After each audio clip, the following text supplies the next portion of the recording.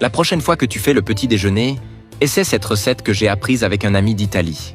Pour commencer la recette d'aujourd'hui, dans un moule graissé avec du beurre, je vais mettre 6 tranches de pain de mie. Je suis sûr que tu n'as jamais goûté quelque chose comme ça avant. Maintenant, je vais verser 3 œufs battus par-dessus le tout. C'est devenu l'une de mes préférées. Avec seulement quelques ingrédients du quotidien que presque tout le monde a à la maison, on arrive à faire un repas bien plus savoureux que ceux vendus dans les restaurants traditionnels. On va assaisonner avec du sel à goût, du poivre noir à goût.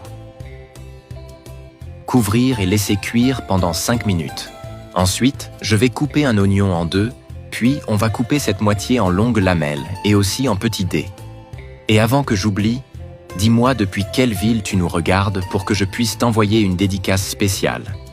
La dédicace d'aujourd'hui va à Lucas Morel, de Lille. Je suis très heureuse que nos recettes te plaisent. Pour continuer, je vais mettre un peu de ketchup par-dessus.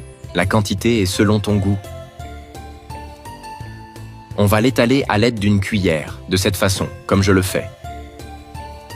C'est très facile, pratique et rapide à faire. Parfaite pour les jours où tu n'as pas beaucoup de temps pour rester en cuisine à préparer des repas compliqués. Je vais mettre l'oignon qu'on a coupé dans la poêle avec les autres ingrédients. Ma famille a été impressionnée la première fois qu'elle a goûté cette merveille. Ils n'imaginent même pas à quel point c'est facile à faire. Maintenant, je vais couper quelques tomates cerises. La quantité est selon ton goût. Tu peux en mettre autant que tu veux.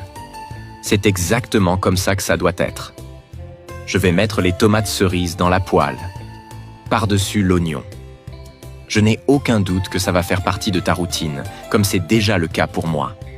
Regarde comme c'est beau. Pour que ce soit encore meilleur, je vais mettre un peu de ciboulette à goût.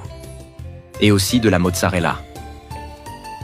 Si tu préfères, tu peux aussi utiliser d'autres fromages, comme par exemple du parmesan râpé et du cheddar.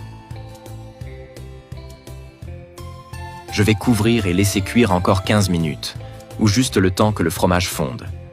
L'odeur est merveilleuse, et le goût est encore meilleur. Si tu ne crois pas ce que je te dis, fais-le chez toi et reviens ensuite me dire ce que tu en as pensé.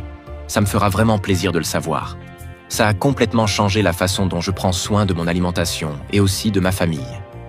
C'est la preuve définitive que tu n'as pas besoin de sortir de chez toi, ni de dépenser beaucoup d'argent pour profiter d'un petit déjeuner digne d'un restaurant 5 étoiles. C'est un chef italien que vous connaissez sûrement qui m'a révélé cet incroyable secret.